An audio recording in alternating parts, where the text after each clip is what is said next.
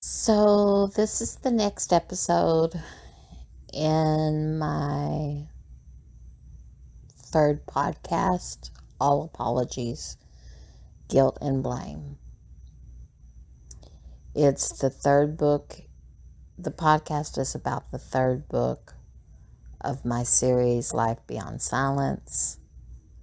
I've done two other podcasts on the other two books. My first one was Not a Victim, a Survivor, Life Beyond Domestic Violence and Rape. My second book was Losing Touch with Reality. I know you can find the first book on Amazon, Barnes & Nobles, and many other places. To be honest, I haven't put my second and third book up on Amazon as of yet, but I do intend to. It's just finding the time to do it. But they will eventually be added to Amazon. I wrote the books a long time ago, but doing the podcast gives me an avenue to refresh them and add to them so that listeners can make comments or ask questions. It's just another avenue. I have two YouTube channels that are doing very well, and I just thought about doing it. And to be honest, maybe in some way it gives me a way of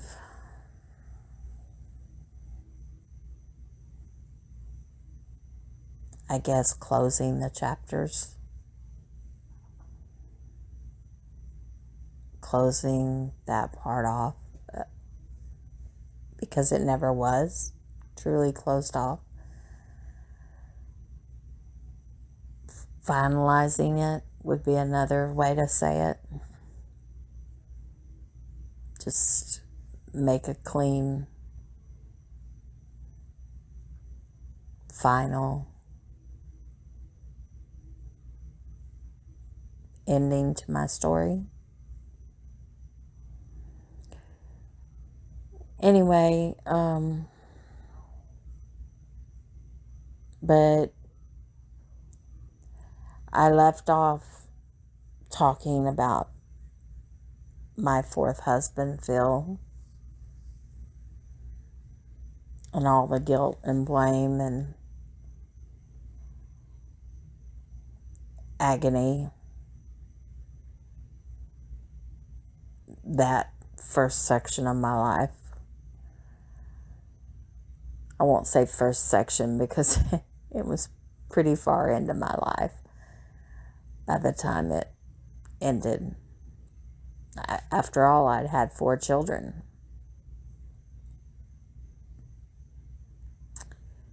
And it's written about in my first book, second book, and this is kind of the,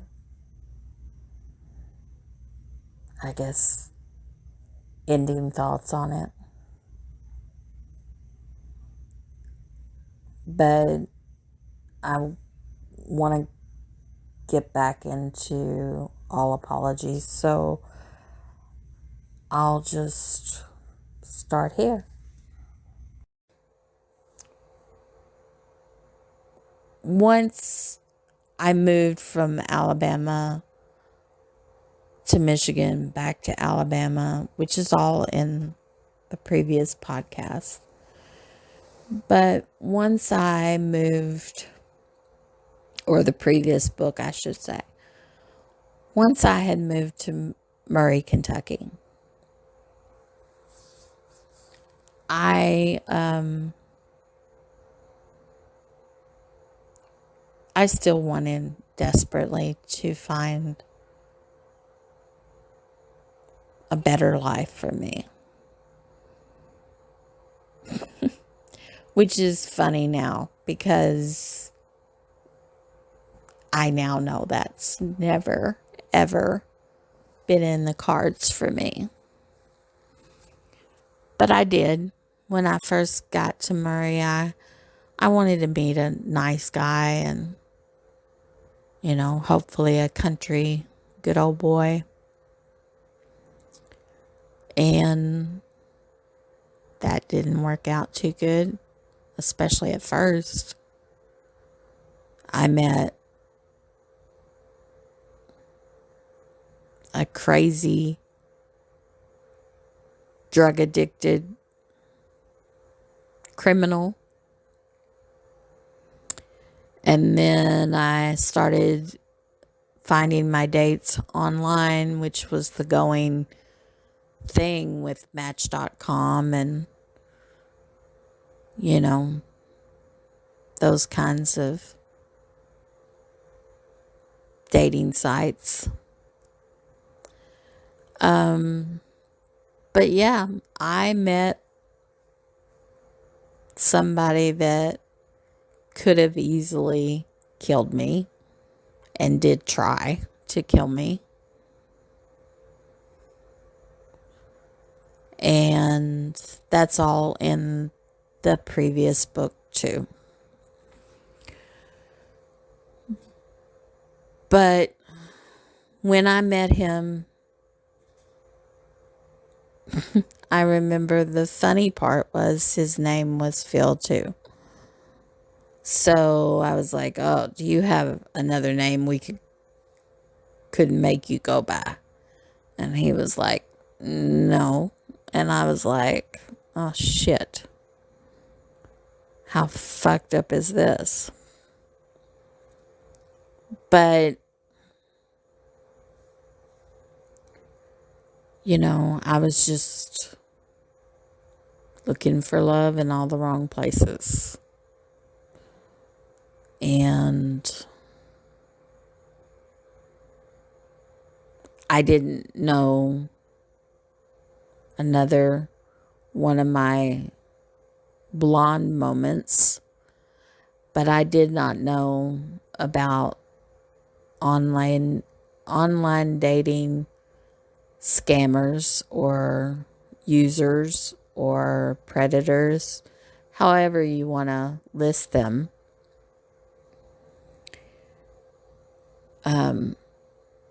There's been a lot of movies and stuff made about people meeting online and being taken for money, or meeting somebody that's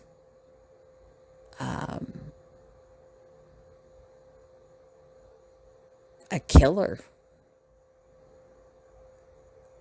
There's the Craigslist killer.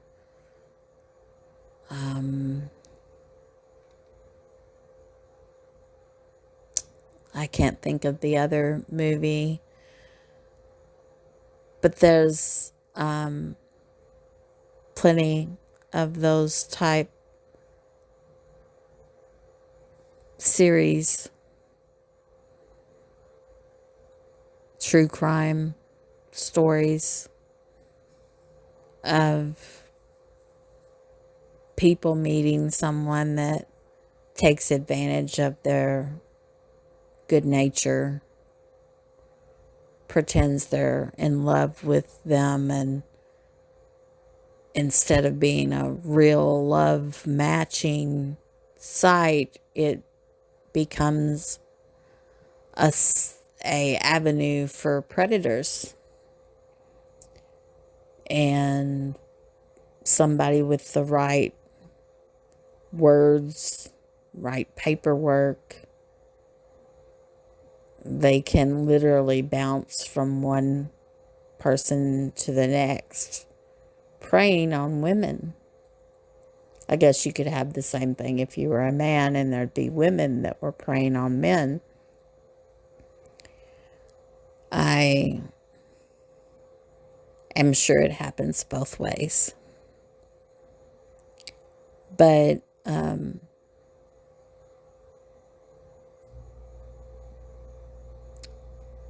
to make a long story short, he got with me. He told me, "Oh, you're perfect. I've waited for somebody like you forever." He said all the right things. You know, he made all the right moves. And he even went so far as to pretend that we actually got married, but we didn't, unbeknownst to me. But, yeah, it was crazy. But what was even crazier is I think he thought he was going to bide his time with me and then move on to the next person. And after going through the domestic violence situation that I was in with Walker, having this guy prey upon me from the internet and my stupidity, I get involved with him. And then when things turn sour, having him hit me was like a turning point for me. I literally remember him beating my head, just pounding on my head with both fists on both sides, right at my temples, just kind of beating me senseless. And I remember being calm and thinking in that moment, I can't believe I'm getting hit again after all these years. I can't believe this is happening. And then when he dragged me into the bedroom by my hair and continued beating on me, and it wasn't working. Not because I was like really fighting back. It was more like I was just trying to fend him off. And I think in my head, I was just like, I can't believe I'm getting beat again by anybody. But,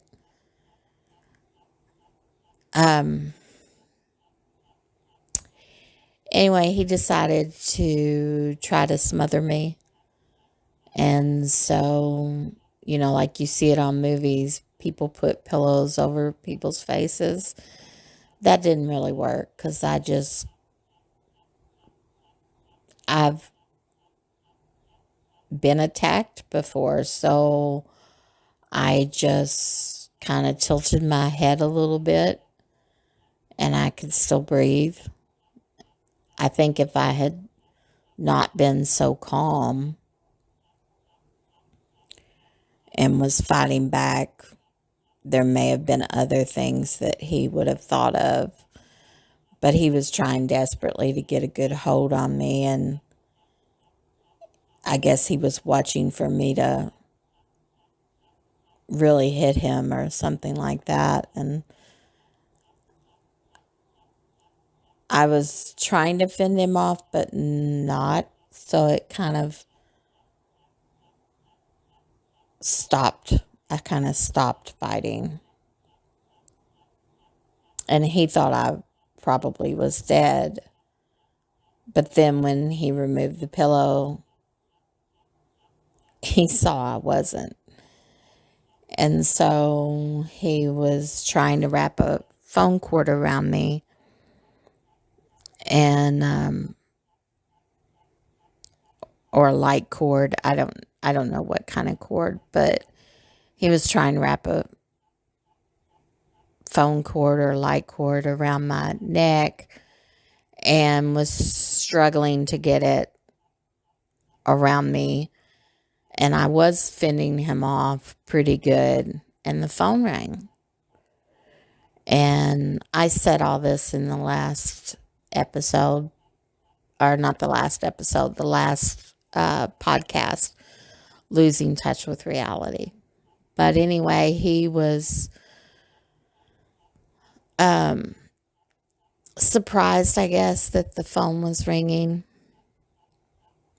But he wanted to answer it. So I take it that he had made a phone call previous to the whole incident happening. And I could hear him on the phone with someone. And I just immediately thought, run. And I did. I ran as fast as I can. I remember kind of pushing past him. But I think I caught him off guard because I could have never got past him if he was trying to brace himself or something. But I got past him, flew out the front door and down the steps and around the building. And there's another entrance into the other side. And I went through that entrance and beat on my neighbors. I had two neighbors and I beat on both their doors.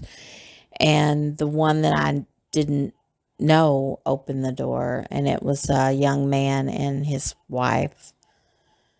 And they may have had a child. I don't know. But they let me in and they could see that I was upset. And I said my husband just tried to kill me, which, like I said, I was shocked that he had forged the fact that we were married or not married. But I didn't find that out for many, many years. So for a long time, I did think we were married, including the time that he attacked me. But I said it in my last podcast, Losing Touch with Reality, that looking back at the incident, he knew that we weren't really married. I didn't. And he probably enjoyed the fact that I didn't. And not only that, but I think the whole incident happened mainly because he wanted to take my car. And when he was holding the pillow over me, he said that he had to kill me because he knew that I wouldn't let him take my car and just drive away and have it, like let him have it. He knew that I was going to call the police. And in fact, I had tried to call the police, or threatened, I guess, to call the police is what I had done. And so he knew he had to kill me. And he said, your kids will come home and find the dead body, their mother's dead body. Something to that effect. But it was like something inside of me. I don't want to make too much of it because he was a very strong man. It would have been a horrible fight that I would have never wanted to see between Walker and him. Walker would have won because Walker had guns. And as far as I know, this field did not. But, and Walker was smarter. Walker was smarter. He was strong, but he was also always where he could have a gun. And so he definitely would have won over fists. But this Phil, I don't know how I would describe him, but he was very strong, very muscular, in good shape. And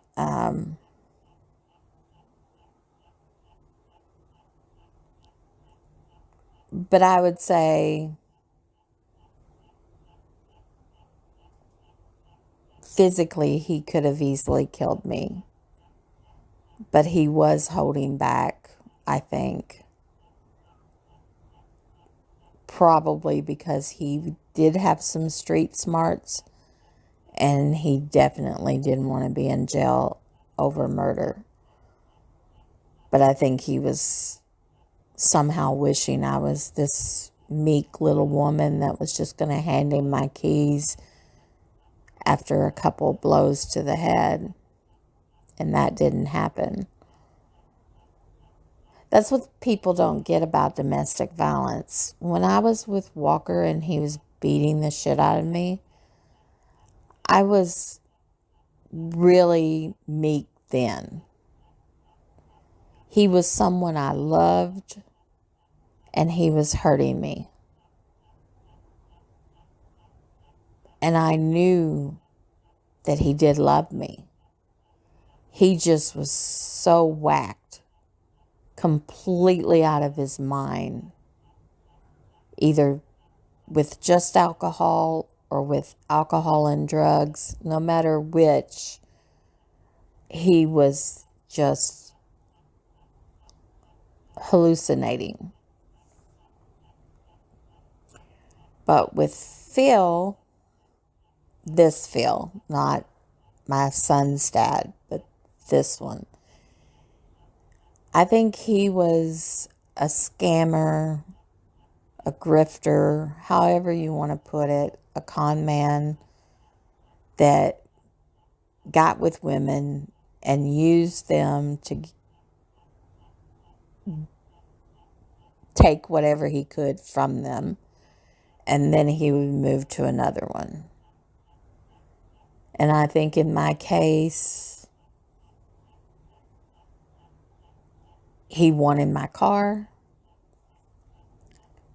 He wanted me he wanted me to look the other way while he searched out a way to basically get my car.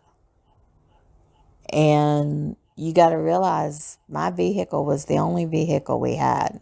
He didn't come to see me in any vehicle. He came and got dropped off and said he was in love with me. And I fell for it. Don't ask me why, because I don't have a good answer. I'm almost stupid beyond belief, I think, or at least I was. But during that moment, I realized that was what he wanted, to get out of there with my vehicle, and I wasn't going to let him take it. That's all I had. I had to go to work. I had to take care of my children. Looking back, I guess I could have let him have it, and then I could have called the law and gotten it back. But I thought we were married. And I guess he wanted me to think that. So I thought we were married, and I thought if he takes it, the law's not going to help me get a car back from my husband. And he's going to be out of state in no time. None of that, by the way, happened. I didn't let him have it. But after I got into my neighbors, the law came. They eventually found him because he took off on foot. And I think he was charged originally with attempted murder because I had strangulation marks from the cord around me. And they could tell I had been beaten. But, and all of it, all the details are on the second podcast, Losing Touch with Reality. But basically, they found him at the woman's house that he was going to be with. And he went to jail. And then his charges got dropped down to something else, assault or whatever. And he spent a year in jail. And there's a lot more to the story. I would suggest you just go listen to it because I'm just a fucking loser forever being with him.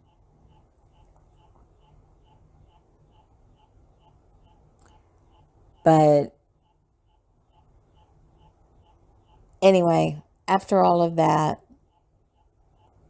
like I previously said, my fourth husband, which was my actual true last husband, because the fifth one was fake, scam, whatever you want to call it. But my fourth husband, my son's dad, came for a visitation that I did not have to let happen, which was another fuck up on my part that I'm guilty of. I literally am just, I don't know, mindless.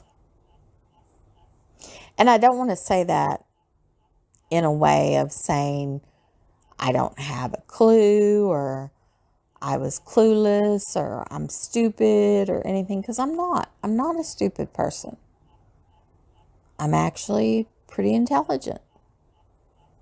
But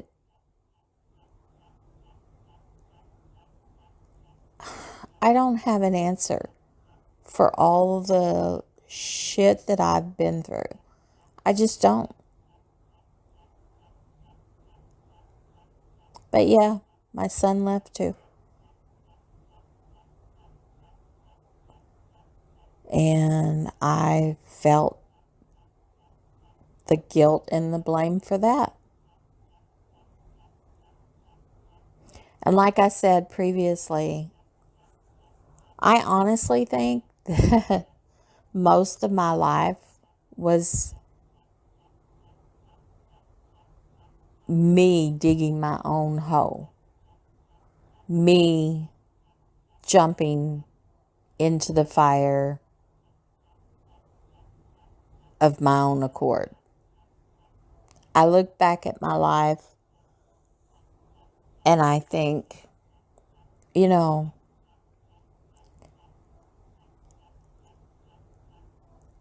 I had some severe mental problems.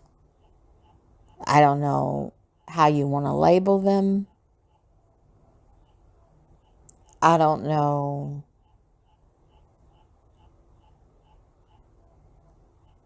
how anybody would put it into words. My therapist that I went to for quite a while,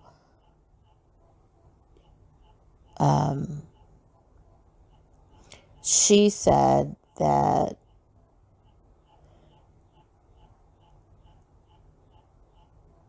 the dysfunction that I had as a child played into my decision making, my thoughts of having a man to take care of me, and seeking love in all the wrong places.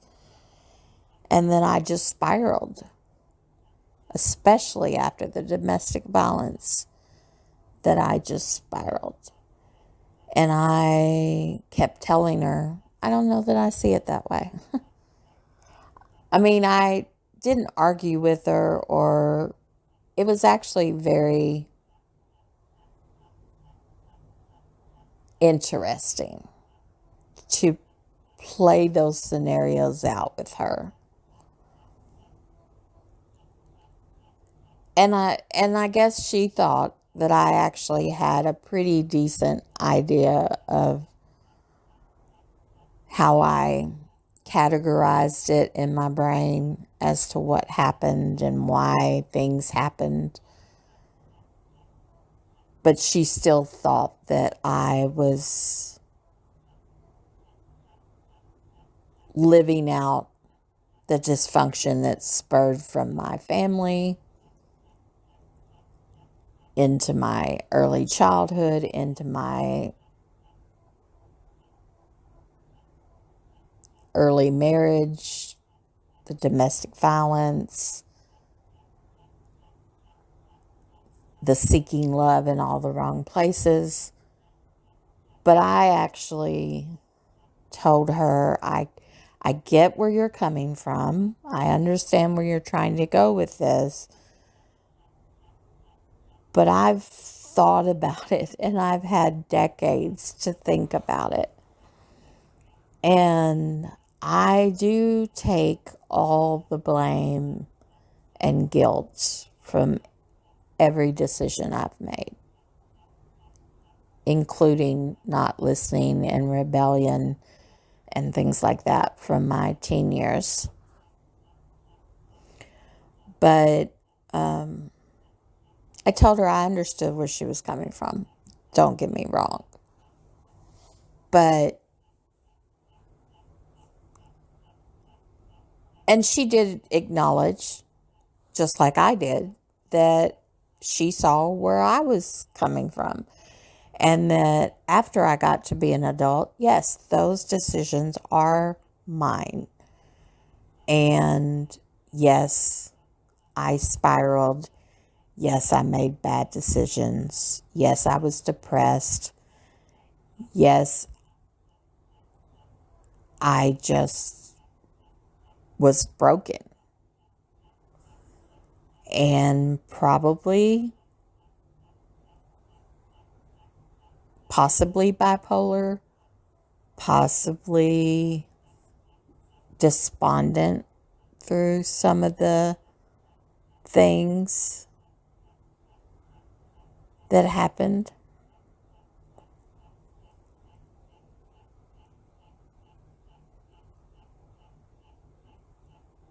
But she understood that I realized that I was digging my own hole. And that instead of seeing the red flags, especially with my son's dad, I didn't get out of that the right way. In other words, I didn't stay in Kentucky, raise my daughter, keep my son, keep what little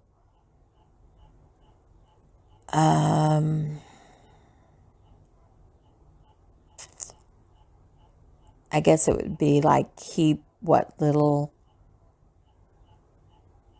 dignity that I had. Instead, I did what everybody thinks of me. I left, and that's how I got labeled a fucking bad mother. And I personally think I was probably labeled that before the incident, but that's what sealed my fate. But she also said, because this wasn't that long ago, actually. This is my last therapy session was literally in, I want to say 4 years ago. But she said she didn't look at me as crazy or anything like that now. She looked at me as troubled and very sad, but that I still had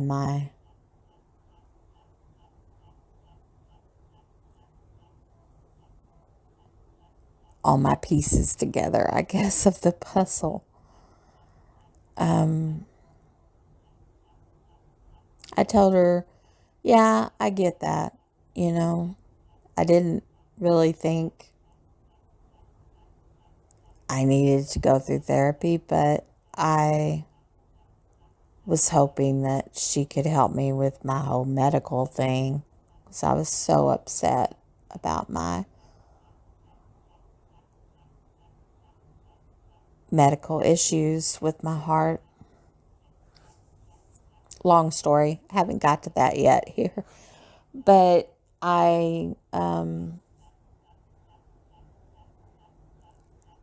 told her I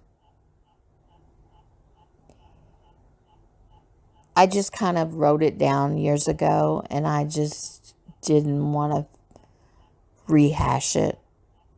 There's no reason to. I'm older now. I have a little dog. I have 4 grown children, 5 grandchildren, and I'm just trying to live out what life I have. And she said she got that. She understood.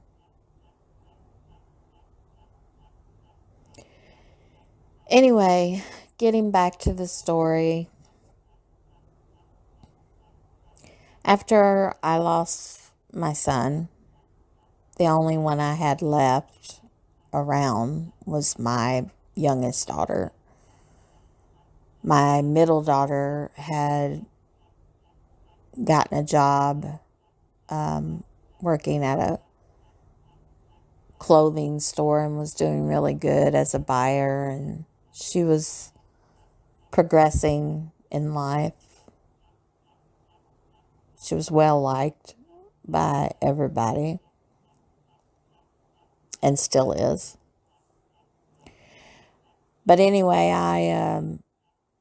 she's not still a buyer for a clothing line or a clothing store, but she is still well liked by everybody. But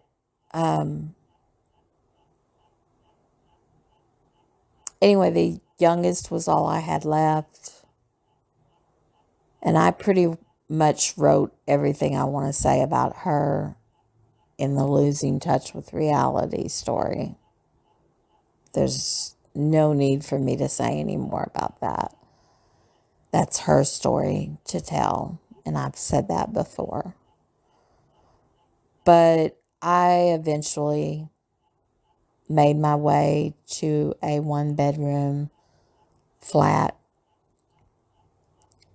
and I met a decent guy, and was doing okay. I had taken a break from nursing, and I was doing telemarketing for a buyer's club. I don't know if anybody's ever heard of that, but don't ever do those kinds of things. They're complete scams. You know, the kind where they send you a thing saying, um, here's a key, come to our showroom, try the key in a truck, listen to our spiel, and that's all you got to do. Well, it was big. I think pretty much attorney generals have really cracked, the state attorney generals for different states have cracked down on them. So I don't think if they're as popular now, or even if they're around anymore. But this was back in like the 2000 time frame, something like 2002 to 2005. And I was really good at setting up appointments for people to try their keys. They would be, they would have to sit through a spiel, and then they would have like a person try to get them to sign up for this membership. Kind of like years ago, like when I was a little girl, everybody went around and they listened to spiels about portrait studio packages. You know, you'd pay like $1,000 and you'd get a picture every, let's say, 6 months of your family or your child, you know, and it would just be one picture. But you got to think, you're paying $1,000 for something that literally cameras give you for free. You just got to buy the camera in the film. But, and plus you'd get the picture and they'd have a bunch of other pictures. And the only one picture was in your package. If you wanted any other pictures, that was an upsell. And you had to purchase those. And those were popular way back in the, I want to say, 60s and 70s. And I remember my mother buying one of those things where you got the photo album. Every year you got a picture. It was quality picture. But they would take all these other pictures, and of course there would be an upsell if you wanted any of those. And yeah, people made thousands of dollars off of that, I'm sure. But anyway, I did the telemarketing for a while and I figured out, yes, that is a total scam. It's a way for these people and fly by night companies to get members, offering them discount prices when they actually want something, they're not going to be able to get that. It's, you know, it's kind of like they call in and the person at the other end of the phone says, "Oh, yes. Well, of course. Let me look and see if we have that." And then they're like, "Well, we don't have the Samsung, but we have the feature something, you know, like an off-brand thing." And it's the same thing as the Samsung, you know, it's same quality, and then you get it and it's a piece of crap. Yeah, that's how it ended up being. And a lot of members that did sign up got really irate when they realized that the contracts they signed were almost in every way possible unable to get out of. And they had tons of complaints to the attorney generals, including one from me eventually, because I saw how much of a scam it was, and I tried to show them these people are being taken for thousands of dollars. You really should stop this. And it's not like I did it legally or anything. I just made an anonymous phone call and tried to get them information about the companies that I knew of myself and had privy information on. But I did help a couple of customers that signed up. I did help them with information that could get them out of their contracts. So I guess I did some good. But anyway, eventually I was let go. I don't know if it got back to the company or if I was just too much of a smart ass for them to keep me anymore. But they decided to give me a going away package and have me sign on a dotted line I wouldn't sue them and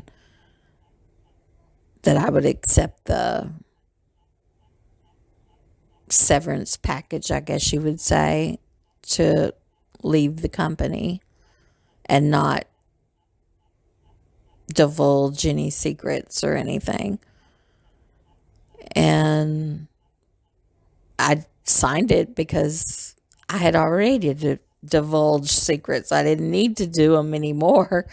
So from the time that I signed the contract, it was like, oh yeah, I did that like a year ago. So, so of course I'll sign that I won't do any more to your company. Goodbye. But I had this really decent guy that I got with, and I really don't have any ill will towards Joe. That was his name. He was same age as me. He lived with his mom. He took care of his mom.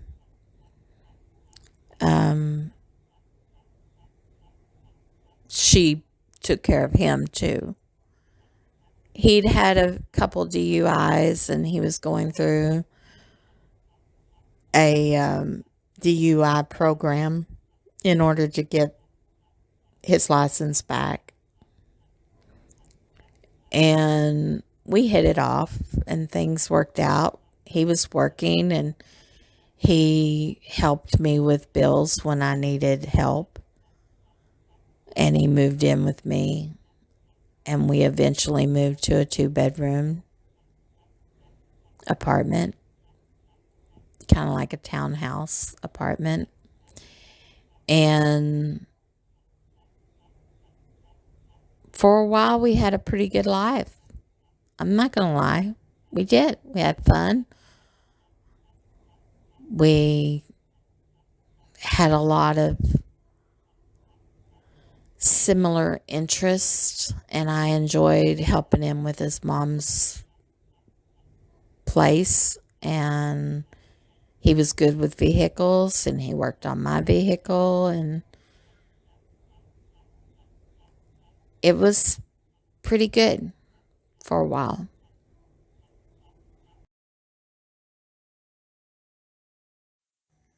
Okay, so I'm gonna leave off here. I'm really definitely not a professional podcaster.